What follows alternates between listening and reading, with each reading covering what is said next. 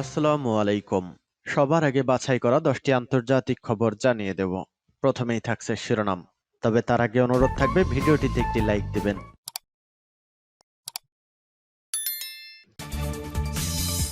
Israel ফিলিস্তিন পুরোদমে যুদ্ধ চলছে। এই মুহূর্তে আমাদের হাতে এসেছে গুরুত্বপূর্ণ আপডেট সংবাদ। আলহামদুলিল্লাহ, চেচেন নেতা রমজান কাদিরভের কাছে একজন কুস্তিগির ফিলিস্তিনি পক্ষে যুদ্ধে নামতে চিঠি লিখেছেন। এবার আর রক্ষা নাই দখলদার ইহুদিবাদী ইসরায়েলের। এরপরই জানিয়ে দেব গাজা হবে ইসরায়েলি সেনাদের কবরস্থান। ডাইরেক্ট ভয়ঙ্কর হুঙ্কার দিয়েছে হিজবুল্লাহ।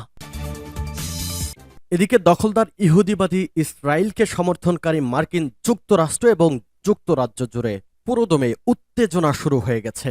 যুক্তরাজ্য জুড়ে ফিলিস্তিনিদের পক্ষে লাখো মানুষের বিক্ষোভ। এরপরই জানিয়ে দেব ফিলিস্তিন ইস্যুতে সৌদি আরব নেতৃত্ব দিচ্ছে, আর এতে শক্তিশালী হয়ে উঠছে মুসলিম বিশ্ব। মালয়েশিয়া থেকে আনোয়ার ইব্রাহিমের হুঙ্কার। এবং সর্বশেষ জানিয়ে দেব এবার মিশরীয় সীমান্তে ইসরায়েলের হামলা। শুনছিলেন সংবাদ শিরোনাম, এখন বিস্তারিত। অনুরোধ থাকবে ফিলিস্তিনি মুসলিমদের পক্ষে সমর্থন দিয়ে আপনার মতামত কমেন্টস করে লিখে জানান। ভিডিওটিতে একটি লাইক দিন। আর ফিলিস্তিনিদের পক্ষে যুদ্ধে নামতে চেচেন নেতা রমজান কাদিরভের কাছে চিঠি লিখেছেন একজন ভয়ঙ্কর শক্তিশালী কুস্তিগির। এর বিষয়ে আপনার মতামত কি? কমেন্টস করে লিখে জানান। আলহামদুলিল্লাহ, ফিলিস্তিনিদের পক্ষে যুদ্ধে যেতে চান ইউএফসি স্টার খামজাদ চিমায়েভ। চেচেন নেতা রমজান কাদিরভের কাছে লিখেছেন চিঠি। চেচেন বংশোদ্ভূত ইউএফসি তারকা খেলোয়াড় খামজাদ চিমায়েভ ফিলিস্তিনিদের পক্ষে এবং ইহুদিবাদী ইসরায়েলের বিরুদ্ধে লড়াই করার আকুতি প্রকাশ করেছেন। তিনি চেচেন নেতা রমজান কাদিরভের কাছে লেখা এক চিঠিতে যুদ্ধে যাওয়ার জন্য অনুমতি চেয়েছেন। শনিবার ইউএফসির একটি ম্যাচ শেষে এক আবেগঘন সাক্ষাৎকারে ফিলিস্তিনিদের পক্ষে যুদ্ধে যাওয়ার কথা বলেন চিমায়েভ। এই ম্যাচে তিনি সাবেক ইউএফসি চ্যাম্পিয়ন কামারু ওসমানকে পরাজিত করেন। চিমায়েভ বলেন, আপনারা সবাই জানেন বিশ্বে এই মুহূর্তে কি হচ্ছে। চলতি সপ্তাহে খেলার খাঁচায় বন্দী থাকার জন্য আমি মোটেই সুখী ছিলাম না। আমি মোটেই সুখী নই শিশুদের মৃত্যুর ঘটনা দেখে। চেচেন নেতা রমজান কাদিরভকে উদ্দেশ্য করে তিনি বলেন, আপনি যদি অনুমতি দেন তাহলে এই অক্টোপাসের বিরুদ্ধে লড়াই করা আমার জন্য মোটেই সমস্যা নয়। আমি শপথ করে বলছি, আপনি অনুমতি দিলেই আমি প্রথমে ফিলিস্তিনে যাব। আমি আপনার অনুমতি চাই এবং ফিলিস্তিনিদের পক্ষে লড়াই করার জন্য আমাকে আপনি একটি অস্ত্র দিন। চিমায়েভের এই বক্তব্যের পর রমজান কাদিরভ তাকে টেলিগ্রামে অভিনন্দন জানান। তিনি বলেন, চিমায়েভের এই বক্তব্য থেকে পরিষ্কার ফিলিস্তিনি ভাইদের জন্য সত্যিকারের একজন মুসলমানের হৃদয় কিভাবে কাছে। উল্লেখ্য, গত 7 অক্টোবর থেকে হামাস ও ইসরায়েল যুদ্ধে জড়িয়ে পড়ার পর থেকেও এ পর্যন্ত দখলদার ইহুদিবাদী ইসরায়েলি সেনাদের হামলায় 4,500 ফিলিস্তিনি শহীদ হয়েছে, যার মধ্যে প্রায় অর্ধেকই শিশু। সূত্র পার্স টুডে।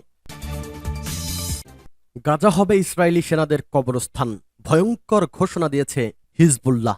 ইসরায়েলি সেনারা গাজায় হামলা চালালেই ফিলিস্তিনিরা এই উপত্যকাকে তাদের জন্য কবরস্থানে পরিণত করবে বলে হুঁশিয়ারি দিয়েছে লেবাননের ইসলামী প্রতিরোধ আন্দোলন হিজবুল্লাহ। সূত্র এপি। হিজবুল্লাহ উপমহাসচিব শেখ নাইম কাসেম শনিবার রাতে টেলিভিশনে সরাসরি সম্প্রচারিত এক বক্তব্যে এই হুঁশিয়ারি দেন। তিনি বলেন, আমাদের বিজয় ছাড়া অন্য কোনো পথ নেই এবং দখলদারদের পরাজয় ছাড়া অন্য কোনো উপায় নেই। ইসরায়েলিদের কোনো অপরাধী বিনা জবাবে পার পাবে না বলেও তিনি সতর্ক করে দেন। হিজবুল্লাহর এই সিনিয়র কর্মকর্তা বলেন, শত্রুরা আজ প্রতিরোধ অক্ষের সক্ষমতা নিয়ে আতঙ্কে রয়েছে। তিনি ফিলিস্তিনি প্রতিরোধ সংগঠন হামাসের 7 অক্টোবরের আল আকসা তুফান অভিযানের ভূয়সী প্রশংসা করে বলেন, এই অভিযান ছিল ইসরায়েল নামক কফিনের একটি পেরেক। শেখ নাইম কাসেম ইসরায়েলকে সমর্থন করার জন্য পশ্চিমা বিশ্বের তীব্র নিন্দা জানিয়ে বলেন, পাশ্চাত্য ফিলিস্তিনি জনগণের রক্তে নিজেদের হাত রঞ্জিত করেছে। তিনি বলেন, এতদিন পশ্চিমারা 2 রাষ্ট্রভিত্তিক যে সমাধানের কথা বলে এসেছে তা যে ভাউতাবাজি ছাড়া আর কিছুই ছিল না, তা এখন স্পষ্ট হয়েছে। হিজবুল্লাহর উপমহাসচিব বলেন, ইসরায়েল ফিলিস্তিন বেসামরিক অবস্থান লক্ষ্য করে হামলা চালিয়ে বিশেষ করে নারী ও শিশু ও বৃদ্ধার টার্গেট করে গাজা উপত্যকায় একটি পদ্ধতিগত গণহত্যা চালাচ্ছে। হিজবুল্লাহকে চলমান যুদ্ধে হস্তক্ষেপ না করার জন্য বহু পক্ষ থেকে চাপ সৃষ্টি করা হচ্ছে বলেও নিশ্চিত করেন শেখ নাইম কাসেম। তিনি বলেন, আমরা এখন যুদ্ধের ঠিক মাঝখানে ঢুকে পড়েছি এবং এখান থেকে বেরিয়ে আসার কোনো সুযোগ নেই। আর বলেন, যারা আমাদের সঙ্গে যোগাযোগ করছে তাদের আমরা স্পষ্ট জানিয়ে দিয়েছি আগে দখলদার সেনাদের আগ্রাসন বন্ধ করতে হবে, তবেই এই যুদ্ধের বিস্তার রোধ করা হবে। যুক্তরাজ্য জুড়ে ফিলিস্তিনিদের পক্ষে লাখো মানুষের বিক্ষোভ। ফিলিস্তিনের অবরুদ্ধ গাজা ভূখণ্ডে অবিরাম হামলা চালাচ্ছে ইসরায়েল। টানা 2 সপ্তাহের বেশি সময় ধরে চালানো এই হামলায় নারী ও শিশুসহ এখনো পর্যন্ত নিহত হয়েছে 4,000-এর বেশি ফিলিস্তিনি। ইসরায়েলি এই হামলার বিরুদ্ধে এবং ফিলিস্তিনিদের পক্ষে রাজধানী লন্ডন সহ যুক্তরাজ্য জুড়ে ব্যাপক বিক্ষোভ হয়েছে। এদিন লন্ডনের পাশাপাশি বিক্ষোভ হয়েছে বার্মিংহাম, কার্ডিফ, বেলফাস্ট ও সালফোর্ডেও। কেবল লন্ডনের বিক্ষোভেই অংশ নিয়েছে 1 লাখের বেশি মানুষ। খবর বিবিসির। প্রতিবেদনে বলা হয়েছে টানা 2য় সপ্তাহের মতো লন্ডনে ফিলিস্তিনিপন্থী বিক্ষোভে অংশ নিয়েছে লাখো মানুষ। লন্ডনের মেট্রোপলিটন পুলিশের অনুমান, শনিবার এই বিক্ষোভ ও পদযাত্রায় 1 লাখের বেশি মানুষ অংশ নেয়। পরে যুক্তরাজ্যের প্রধানমন্ত্রীর দপ্তর 10 নং ডাউনিং স্ট্রিটের কাছে সমাবেশের মাধ্যমে বিক্ষোভটি শেষ হয়। ফিলিস্তিনি ইস্যুতে সৌদি আরব নেতৃত্ব দিলে প্রভাব হবে শক্তিশালী, মালয়েশিয়ার প্রধানমন্ত্রী ইব্রাহিমের ঘোষণা। মালয়েশিয়ার প্রধানমন্ত্রী আনোয়ার ইব্রাহিম বলেছেন, ফিলিস্তিনি ইস্যুতে সৌদি আরব যখন নেতৃত্ব দেয় তখন তার প্রভাব হয় শক্তিশালী।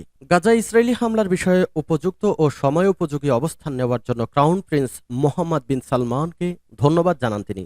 নিন্দা জানান আন্তর্জাতিক রাজনীতির।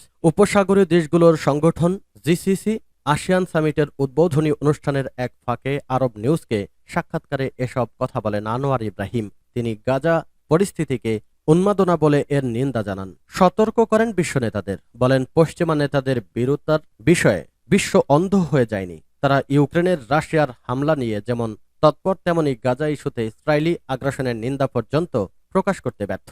একে তিনি আন্তর্জাতিক রাজনীতিতে বিরোধপূর্ণ অবস্থান বলে বর্ণনা করেন। তিনি বলেন, ইতিহাস ও ভূরাজনীতির একজন ভালো শিক্ষার্থী অবশ্যই তাদের এসব কর্মকাণ্ড দেখে বিস্মিত হবেন না।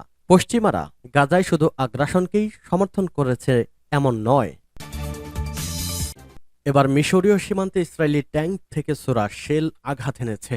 এতে বেশ কয়েকজন মিশরীয় সীমান্তরক্ষী সহ কমপক্ষে 7 জন আহত হয়েছেন।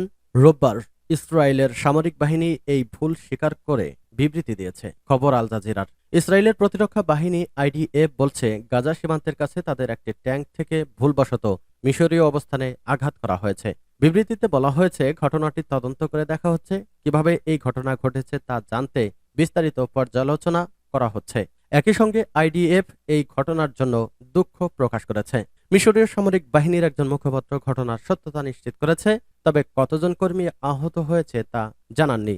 তবে এখানে বলে রাখছি, দখলদার ইহুদিবাদী ইসরায়েলকে ঘিরে ফেলেছে মুসলিম বিশ্ব। ইতিমধ্যেই মিশর থেকে সরাসরি ফিলিস্তিনি মুসলিমদের পক্ষে সমর্থন প্রকাশ করেছে।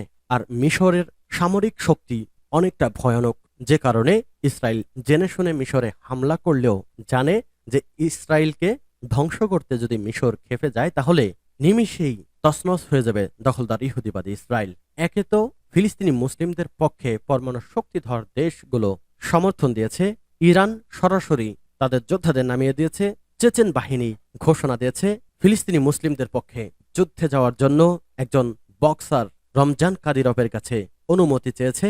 আর হামাস নেতারা তো তাদের ভয়ঙ্কর কমান্ডো ইসরায়েলের কলিজায় ঢুকিয়ে দিয়েছে। হামাসের সেনারা এখন ফিলিস্তিনিদের রাতের অন্ধকারে ধরে ধরে খতম করে দিচ্ছে। আন্তর্জাতিক সংবাদ এখানেই শেষ হচ্ছে। পরবর্তী সংবাদ দেখার জন্য আমন্ত্রণ রইল।